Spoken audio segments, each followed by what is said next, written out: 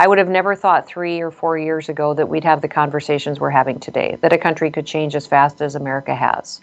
I knew when I served in Congress that I served with members that were socialists, that embraced the policies and their ways of life, but they never would have admitted it publicly.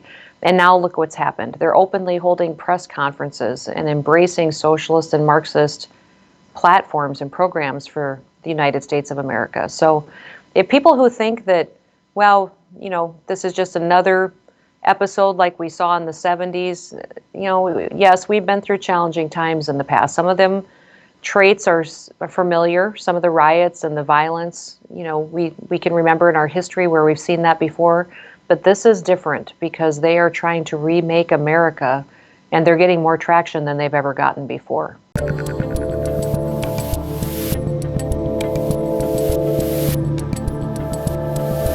So what do we do? What do we do? I mean, Biden said it himself a couple of months ago, food shortages. I think, what was it, The Economist or one of the major magazines, the food shortages are coming. World Economic Forum talking about it. Bill Gates is now the largest farmland owner in the United States. I mean, what do you do as a governor of a state? What do you do? Well, first of all, I have to be honest and talk about it. This administration's not talking about solving the problem. And in fact, they're facilitating foreign countries coming in and buying up our systems and our land. So the administration being honest and recognizing it as a real challenge and solving it would be important. Cutting regulations to allow more of our American businesses to buy back these facilities, to be in production agriculture, to grow our own food is important. Right now, they're attacking our farmers and ranchers, and they're penalizing them and putting heavy regulations on them that don't allow people to work on their land, don't allow their children to participate in the business at all. And in South Dakota here, we've been aggressive in cutting back regulations. We've also been aggressive in building our own processing plants. I've given millions and millions of grants to people who want to build a meat packing plant or expand a facility that would put value-added food on the table for families here so that we control our own destiny, and that many, many of these producers can control their own supply chain to get it right to the customer. We're bypassing a lot of these big corporations that own the systems, that are stealing the profits away from those that are actually growing the food, and making sure we're putting that control back in the hands of the consumer who needs to put that food on the table. What do you make of this administration when it comes to everything we've talked about here? Do you believe that it's ineptitude, or do you think that this is intentional, everything that's happening right now?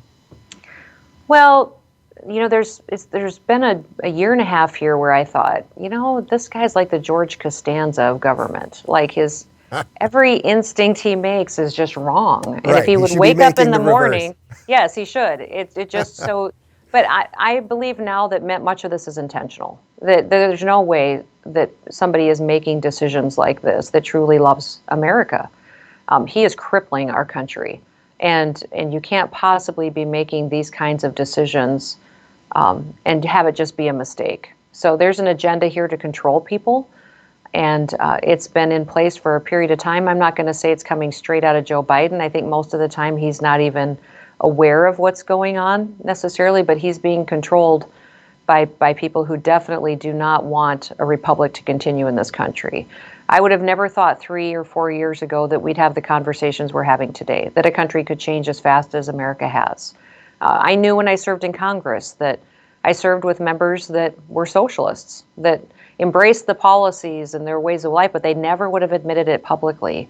And now look what's happened. They're openly holding press conferences and embracing socialist and Marxist platforms and programs for the United States of America. So if people who think that, well, this is just another episode like we saw in the 70's, yes, we've been through challenging times in the past. Some of them traits are familiar, some of the riots and the violence, we can remember in our history where we've seen that before. But this is different because they are trying to remake America, and they're getting more traction than they've ever gotten before.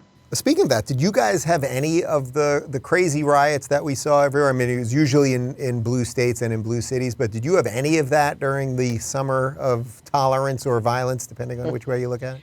Well, we had one event that was planned, a protest in our largest city that was planned, and I pre-staged my National Guard to several different cities that night, and also my law enforcement officers. And then just told those, I set up emergency operations centers in each of these cities too, and coordinated everything with the local law enforcement and mayors in those towns. But that evening in Sioux Falls, which is our largest city, I said, as soon as they throw the first water bottle, we're going in. And so we did. This crowd of thousands of people, built throughout the night, moved throughout the city, and when it started to get violent, we immediately moved in and shut it down and said we weren't going to stand. Peaceful protests, we will allow. That's our constitutional right. But as soon as one thing happens that turns it into something very different, South Dakota wouldn't stand for it. So it was remarkable what happened in South Dakota, because we didn't have issues after that period. People knew where we stood. They knew we protected law and order. And even it was kind of amazing because they had spread out so far in the city. Having enough help was incredibly important. We saw citizens come out. They were armed to help protect the downtown streets. We had motorcycle groups come out and say, we've got these blocks. The National Guard can move down to an area where there's more of a threat. And it was amazing to watch people partner with our law enforcement and with our Guard members to keep everybody safe. Are you telling me that people who law-abidingly own weapons for their own self-defense sometimes do good things? Because that's not the meme out there. Yeah, no, they did incredible things during that period of time. It was remarkable to see. Even when President Trump came to Mount Rushmore, we had protests throughout the Black Hills, because at that time, across the country, people were tearing down monuments. They were tearing down statues. And in here, South Dakota dared to have a celebration in honor of the leaders on Mount Rushmore and President Trump and our freedom. And, organized protesters, those seeking violence, showed up and tried to destroy the monument, tried to create problems that evening for the president. And we had hundreds and hundreds of civilians. And again, a lot of these motorcycle groups came in, rolled into these small towns and kept law and order for us so that we could have a peaceful event where we really did get to focus on America. I'm sure you hear it probably every day of your life, but I had never been to Mount Rushmore until, a year or two ago when I went. I mean, it is truly, I've been to every monument and every, important place in the United States. It is the most breathtaking, absolutely incredible. It's mind-boggling that this thing was even made. It really is. It is. And at the time it was made, the incredible efforts that had to be done. And, what's interesting is just the need to protect it at this day and age, too. Mm-hmm.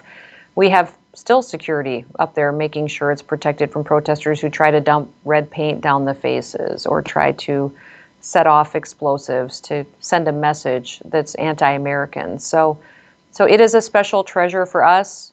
People always get South and North Dakota confused, and I'm constantly saying to them, North Dakota got all the oil, South Dakota got Mount Rushmore, and we're okay with that.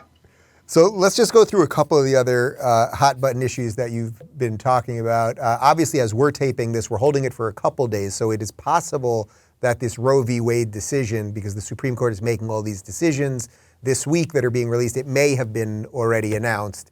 But it sounds like Roe v. Wade is going to be reversed, according to this leaked briefing that we heard about a couple months ago. Obviously, you're pro-life. What do you think the policy of South Dakota is going to be going forward? Will there be any room on that related to some of these extreme cases, et cetera, et cetera?